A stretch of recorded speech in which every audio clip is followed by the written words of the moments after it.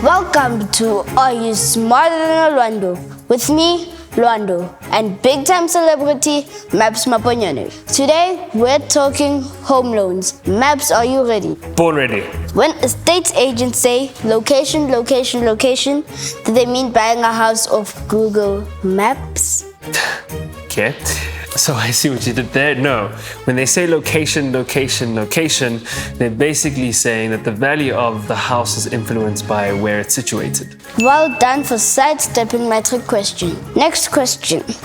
How much of your net income every month should you spend on your house payments? I'd say 40%? Are you asking or telling? I'm not sure. If you're paying half your pre-tax salary every month on your house, you're in trouble. You should aim at less than a third of your income. Now, for a bonus point. What all should that 30% include? The mortgage?